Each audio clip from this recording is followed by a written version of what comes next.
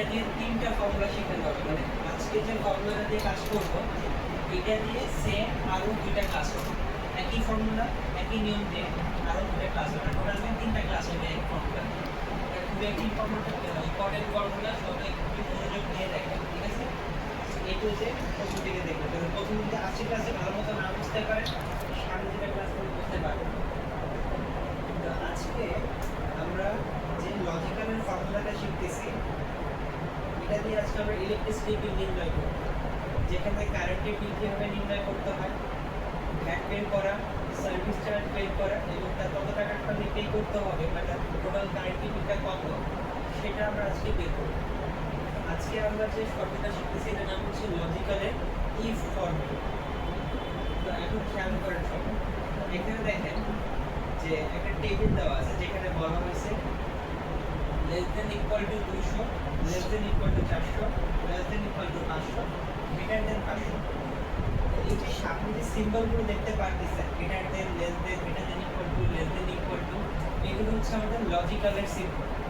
এগুলো আপনাদেরকে মনে রাখতে হবে যে কোনটার কাজ কি, কোনটা দিয়ে কি ইন্ডিকেট করা হয়েছে, এটা সবাই খেয়াল রাখবেন।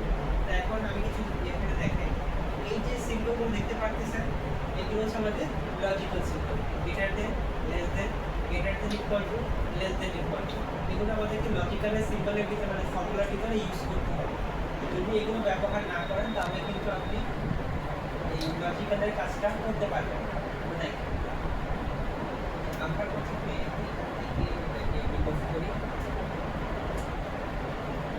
প্রথমে আমাদেরকে বের করতে হবে যে আমরা এই মাসে কত ইউনিট খরচ করছি সেটা আমাদেরকে বের করতে হবে। তো দেখেন এখানে সিরিয়াল নাম্বার, মিটার নাম্বারটাও আছে। আমরা এই মাসে কত ইউনিট খরচ করছি এবং গত মাসে কত ইউনিট খরচ করছি সেই মানটা দেওয়া আছে। এখন বর্তমান মাসে কত ইউনিট খরচ করছি সেটা বের করতে হলে প্রেজেন্ট থেকে শুরু করে প্রিভিয়াস এই দুটাকে বিয়োগ করতে হবে। বিয়োগ করলে আমাদের এই মাসের ইউনিটটা বের হয়ে আসবে। তো এটাকে আমরা বিয়োগ করবো, যোগ বিয়োগ করা সবাই পারেন, মাইনাস এইটা মানটা আমাদের বের করা হয়ে গেছে। এখন বাকি মানটা বের করার জন্য অটোমেটিক করে দিবেন, বাকি মানটাও বের হয়ে যাবে।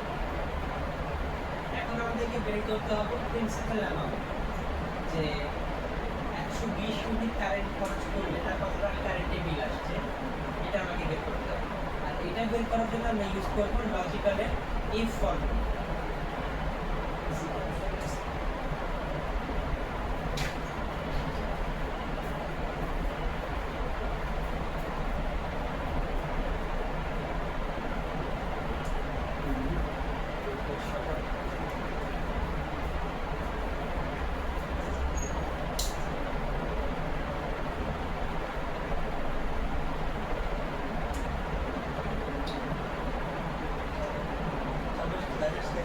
হ্যাঁ, লাইন আসছে।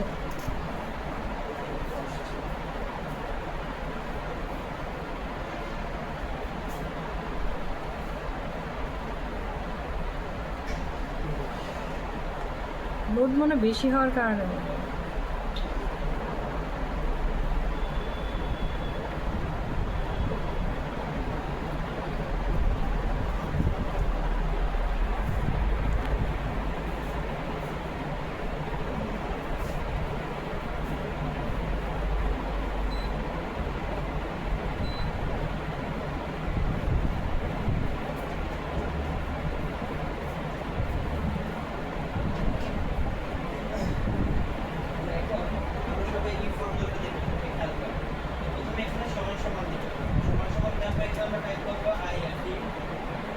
ব্র্যাকেটটা দিয়ে যে ঘরের মান বের করবো সেই ঘরটাতে সিলেক্ট করলাম, দেখেন এখানে সেই ঘরের নাম চলে এসেছে, এই ঘরের নাম হচ্ছে F5। এখন আমি এখানে লেস দেন ইকুয়াল টু 200 হবে F5 গুণ 1 টাকা 75 পয়সা। এর মানে কি এখানে বুঝতে পারছেন কি লিখছি? এখানে লিখছি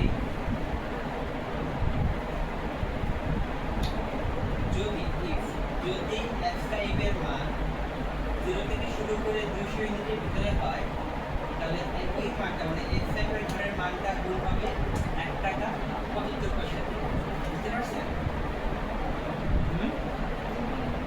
এখন সেম একই নিয়মে আমাদেরকে আবার লিখতে হবে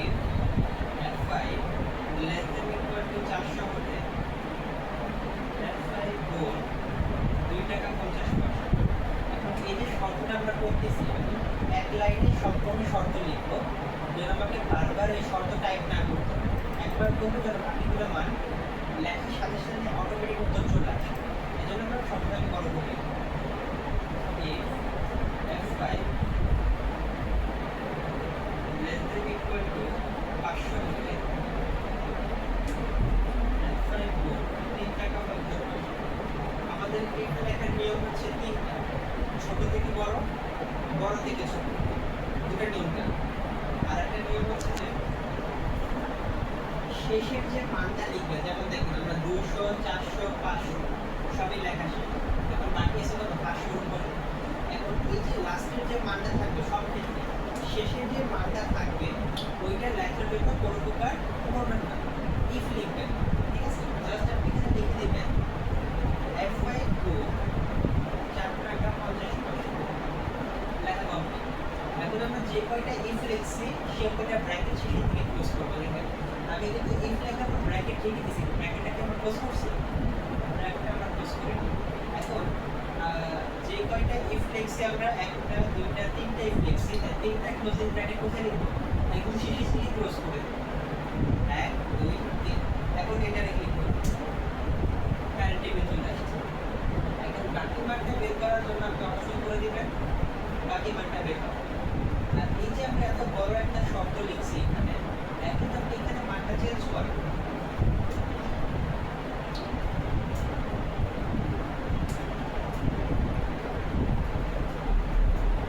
মান অটোমেটিক চেঞ্জ হবে, আপনাকে বারবার আর শর্ত ইউজ করতে হবে। এই জন্য আমাদের শর্তটা বড় হয়েছে। আর সামনে যে ক্লাসগুলো আমরা দেখবো ওই শর্তটি ক্লাসগুলো আরো বড় বড় শর্ত হবে, এই জন্য আমরা ছোট, এটা আরো বড় হবে। এটাই মনে করেন সবচেয়ে ইজি, এই তিনটের ভিতরে সবচেয়ে ইজি। এখন আপনাকে কি করতে হবে? কারেন্ট টেবিল থেকে বের হয়েছে, এখন আমাদেরকে ভ্যাট বের করতে হবে 15%।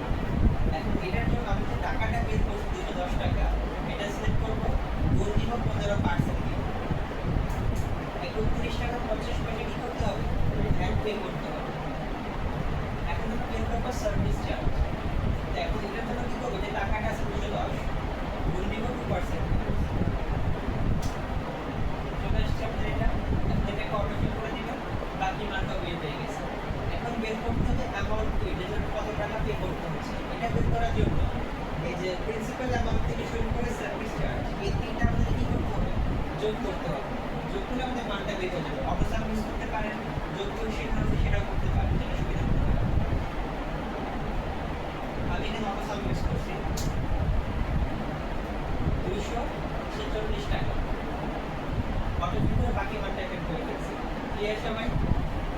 এই যে এখানে আমি পার্সেন্ট ব্র্যাকেট রাখছি, এই যে শর্তটা আছে এটার সাথে একটা সুন্দর একটা ছবি তুলবেন, এটা দেখে দেখে করবেন। আর একটা যে ভুল অমেটি করতে পারে সেটা